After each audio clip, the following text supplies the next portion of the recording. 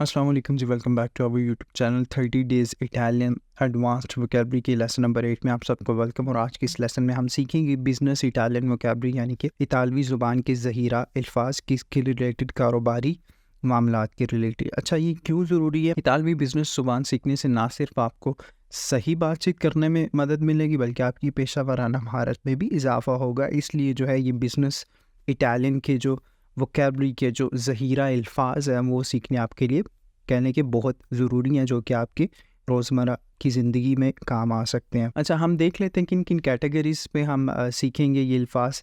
Reunion या प्रेजेंटाzioni यानी कि मीटिंग्स एंड प्रेजेंटेशंस के हवाले से अल्फाज सीखेंगे। नेगोशिएशंस नेगोशिएशंस के हवाले से। उसके बाद फिनेंस है कोंटाबिलिटा फाइनेंस एंड अकाउंटिंग के हवाले से। मार्केटिंग वेंडिते मार्केटिंग एंड सेल्स के हवाले से अल्फाज सीखेंगे। और रिसोर्स उमाने यानी कि ह्यूमन रिसोर्सेज के हवाले से क्या लेके अल्फाज सीखेंगे। अच्छा, सबसे पहले हम पहली कैटेगरी पे देख लेते हैं, उसके कुछ अल्फाज देख लेते हैं जो कि हैं रियूनियन ए प्रेजेंटाzioni। अच्छा, रियूनियन ये पहला लफ्ज़ है हमारे पास, इसका मतलब है मुलाकात। इंग्लिश में इसका मतलब होगा मीटिंग। अच्छा, रियूनियन से बनने वाला एक जुमला देख लेते हैं एग्जाम्पल के तौर पर। Abbiamo una riunione alle 10 del mattino। Abbiamo una riunione, हमारी एक मीटिंग है alle 10 del mattino, सुबह के 10 बजे।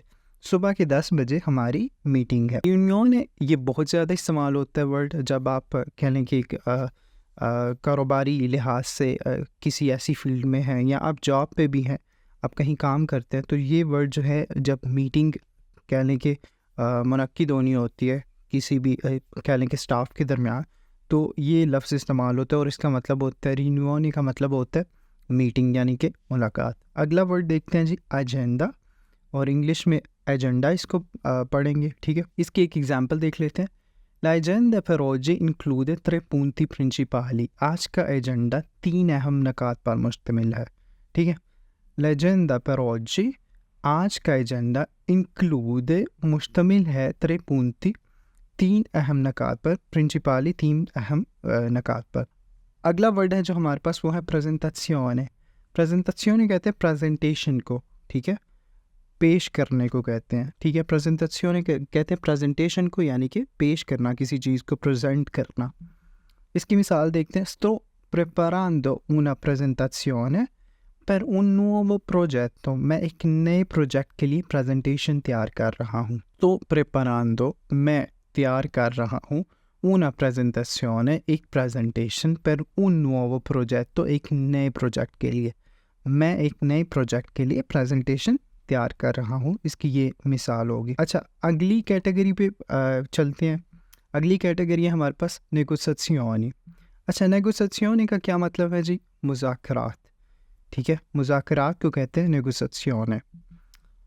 La negoziazione è stata un successo। मुज़ाकरात कामयाब रहे। La negoziazione è stata un successo, जो मुज़ाकरात हैं वो कामयाब रहे यानी कि सक्सेसफुल रहे। अगला वर्ड है हमारे पास कॉन्ट्रातो। कॉन्ट्रातो का मतलब होता है मुआहिदा उर्दू में, ठीक है। कॉन्ट्रातो का मतलब होता है मुआहिदा उर्दू में। तो कॉन्ट्रातो है, इस वर्ड से तो आप काफ़ी सारे लोग आप वाकिफ़ होंगे, लेकिन इसके मुतालिक एक जुमला देख लेते हैं, एक एग्जांपल देख लेते हैं। Abbiamo firmato il contratto oggi। हमने आज मुआहिदा साइन किया या हमने आज मुआहिदे पे दस्तखत किए। Abbiamo firmato il contratto oggi, हमने आज मुआहिदे पे दस्तखत किए या साइन किया उस पर। अच्छा, एक वर्ड है जी अकॉर्डो। इसका मतलब भी मुआहिदा है, लेकिन कॉन्ट्राक्टो और अकॉर्डो में डिफरेंस ये है, जो कॉन्ट्राक्टो है ये वो वाला मुआहिदा है जो हम कह लें कि कागजी तौर पे करते हैं, ठीक है। और जो अकॉर्डो है ये वो वाला मुआहिदा होता है जो ज़ुबानी तौर पे होता है। फॉर एग्जांपल, मैं आपसे कोई मुआहिदा करता हूँ कि हम फ़लाँ जगह पे मिलेंगे, या कह लें कि मैं ये चीज़ आपको इतने की दूंगा, तो ये जो मुआहिदा ज़ुबानी कलामी होगा उसको कहते हैं अकॉर्डो, ठीक है। दोनों का मतलब मुआहिदा ही है, लेकिन कॉन्ट्राक्टो वाला जो मुआहिदा है वो कह लें कि कागज़ी तौर पर है, कागज़ी कार्रवाई के साथ है, और जो अकॉर्डो वाला है ये ज़ुबानी कलामी तौर पे जो कह लें कि मुआहिदा किया जाता है उसको कहते हैं अकॉर्डो। अच्छा, इसकी मिसाल देख लेते हैं। Siamo arrivati a un accordo con il cliente। देखें, हम क्लाइंट के साथ एक मुआहदे पर पहुंच गए। अब यहाँ पे जो क्लाइंट के साथ मुआहदा उन्होंने किया वो ज़ुबानी कलामी किया, ठीक है। वो उन्होंने आपस में बातचीत करके कह लें कि जिस नतीजे पर वो पहुँचे एक दूसरे से एग्री होके, उसको कहते हैं जी मुआहदा, जो कि ज़ुबानी कलामी किया जाता है। उस मुआहदे को कहते हैं जी इटालियन में अक्कोर्डो। Siamo arrivati a un accordo con il cliente। हम क्लाइंट के साथ एक मुआहदे पर पहुंच गए। अच्छा, तीसरी कैटेगरी है जी फिनांसा e contabilità। अच्छा, बिलांचो, इसमें जो पहला वर्ड है बिलांचो कहते हैं बजट को। जो बजट है उसको इटालियन लैंग्वेज में बिलांचो कहते हैं। इसकी एक एग्जाम्पल देख लेते हैं। Il bilancio di quest'anno è stato approvato। Il bilancio di quest'anno, इस साल का बजट, è stato approvato, मंजूर हो चुका है। approvato कहते हैं जी मंजूर हो जाना, अप्रूव्ड हो जाना, ठीक है। इस साल का बजट मंजूर हो चुका है। अगला वर्ड है हमारे पास फतूरा। फतूरा कहते हैं रसीद को। ये वर्ड आपने काफ़ी सुना होगा। फतूरा जो है ये पूरी कह ले कि एक रसीद को कहते हैं फतूरा। अच्छा, ओ इन्वियातो ला फतूरा अल क्लिएंटे इeri। मैंने क्लाइंट को कल रसीद भेज दी है। ओ इन्वियातो ला फतूरा अल क्लिएंटे इeri। मैंने क्लाइंट को कल रसीद भेज दी है। उससे अगला वर्ड है जी प्रोफितो। प्रोफितो कहते हैं मुनाफे को, ठीक है, मुनाफा। प्रोफितो, मुनाफा। Il nostro profitto è aumentato del 15% quest'anno। इस साल हमारा मुनाफा 15% बढ़ा है, ठीक है। Il nostro profitto, हमारा मुनाफा, è aumentato, बढ़ चुका है या बढ़ा है, del 15%, 15% questo anno, इस साल हमारा मुनाफा 15% बढ़ा है। अच्छा, चौथी कैटेगरी है जो हमारे पास वो है मार्केटिंग ए वेंडिते। तो इससे इस कैटेगरी में आने वाले अल्फाजों को देख लेते हैं जी। पहले जी मार्केटिंग। मार्केटिंग की एक इंग्लिश का लफ्ज़ है, ठीक है। तो इस पे एक जुमला देख लेते हैं। Il team di marketing ha lanciato una nuova campagna। Marketing team ने एक नई मुहिम शुरू की है।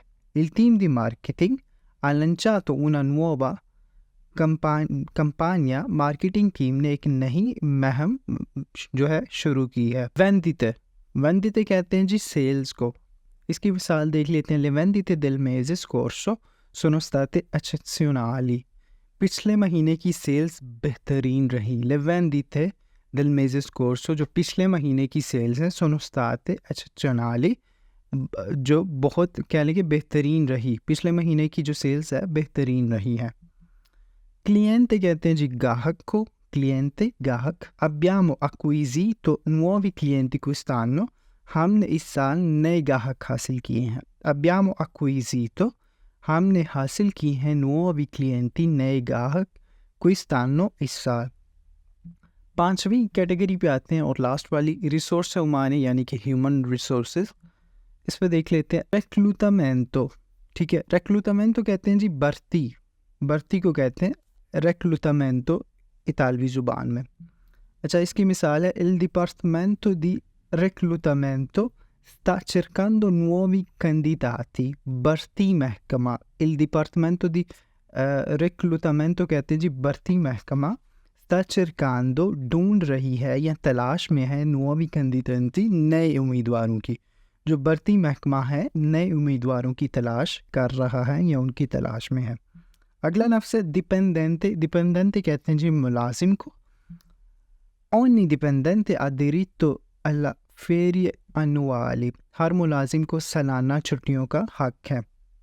Ogni dipendente, हर मुलाजिम, ha diritto, उसको हक है, alla ferie annuali, सालाना जो है कहने की छुट्टियों का।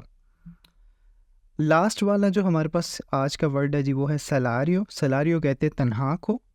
स्टिपेंडियो एक लफ्ज़ है, उसको भी कह लें कि वो भी तनहा के तौर पे इतालवी ज़ुबान में इस्तेमाल होता है, लेकिन जो सलारियो है ये कह लें कि ये ज़्यादा एडवांस्ड है। सलारियो, तनख्वाह। Il salario sarà aumentato del 5%। तनख्वाह में 5% इजाफा किया जाएगा। तो उम्मीद करता हूँ कि आज का लेक्चर जो है आपको अच्छा लगा होगा। कोई भी क्वेश्चन हो इस लेसन के हवाले से तो आप मुझे कमेंट बॉक्स में कमेंट करके ज़रूर पूछ सकते हैं, मैं आपको उसका रिस्पॉन्स ज़रूर करूँगा। मेरी आपसे मुलाकात होगी नेक्स्ट वीडियो में, नेक्स्ट लेक्चर में। तब तक के लिए मुझे दीजिए इजाज़त। अपना रखिए बहुत सारा ख्याल और मुझे रखिए दुआ में याद। अल्लाह हाफ़िज़।